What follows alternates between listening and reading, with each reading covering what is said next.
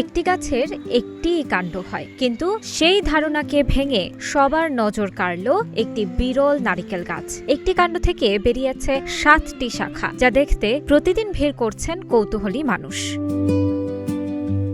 এটি কোনো সাধারণ নারিকেল গাছ নয়। প্রথম দেখায় মনে হতে পারে কয়েকটি গাছ একসঙ্গে দাঁড়িয়ে আছে, কিন্তু কাছে গেলেই মিলবে আসল রহস্য। ঠাকুরগাঁওয়ের পীরগঞ্জ উপজেলার বণিক সরকারি বালিকা উচ্চ বিদ্যালয়ের প্রাঙ্গণে দাঁড়িয়ে থাকা এই নারিকেল গাছটির গোড়া মাত্র একটি, তবে মাটি থেকে প্রায় 18 থেকে 20 ফুট উপরে উঠে কাণ্ডটি 2 ভাগে বিভক্ত হয়েছে। এরপর সেই 2 শাখা থেকে 4টি এবং পরে আরও শাখা প্রশাখা সৃষ্টি হয়ে বর্তমানে মূল কাণ্ড থেকে 7টি শাখা টিকে রয়েছে। প্রায় 40 বছর আগে বিদ্যালয়ের তৎকালীন প্রধান শিক্ষক ইদ্রিস আলী গাছটি রোপণ করেছিলেন। শুরুতে এটি ছিল সম্পূর্ণ স্বাভাবিক একটি নারিকেল গাছ, কিন্তু সময়ের সঙ্গে সঙ্গে জন্ম নিতে থাকে নতুন নতুন শাখা। একটি গাছ থেকে আপনার 10-12টি ডাল বের হয়েছে, তার মধ্যে কিছু নষ্ট হয়ে গেছে দুইটার মতো, আর বাকি যে 10টি রয়েছে বা যেটা আপনারা দেখছেন দৃশ্যমান, তো আসলে একটি ডাব গাছ থেকে এই যে অলৌকিক একটা ঘটনা,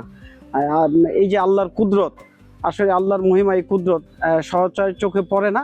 তো সেটা হলো আমার এই পীরগঞ্জ উপজেলা গার্লস স্কুলের মধ্যে যে গাছটি আপনারা দেখলেন, এটা প্রায় 40 বছর বয়স। বিদ্যালয়ের শিক্ষার্থীরা জানান, তাদের জানা মতে এ ধরনের নারিকেল গাছ আর কোথাও দেখা যায়নি। ছোটবেলা থেকে জানতাম যে ডাব গাছের একটাই ডাল থাকে, এটার পুরো বডিটা একদম সমান হয়, উপরে পাতা থাকে। যখন আমার বড় বোনরা স্কুলে পড়তো, তখন ওরা একদিন বলছিল আমাকে যে আমাদের স্কুলে একটা ডাব গাছ আছে, যেটা 3-4টা ডাল আছে, অনেকগুলা ডাল আছে। তো আমি ভাবছিলাম যে ওরা আমার সাথে মজা করতেছে। তখন আমি যখন 2023 সালে এই বিদ্যালয়ে চান্স পাইলাম, এসে দেখি যে সত্যি এই বিদ্যালয়ে এরকম একটা ডাব গাছ আছে। স্কুলের গেটের পাশে একটা ডাব গাছ আছে।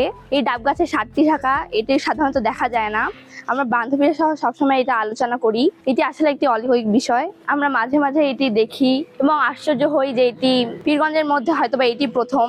বর্তমানে গাছটির 2টি শাখা প্রাকৃতিক কারণে ভেঙে গেলেও মূল 7টি শাখা এখনো জীবন্ত রয়েছে। কর্মচারী ও স্থানীয়দের দাবি, গাছটি এলাকার ঐতিহ্য ও আল্লাহর একটি কুদরতের নিদর্শন।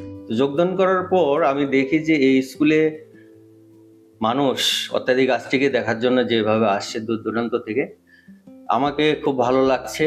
আমি আশা করি এই গাছটি এই অঞ্চলের মধ্যে মনে হয় এটি ছাড়া আর অন্য কোনো গাছ আছে কিনা সন্দেহ আছে।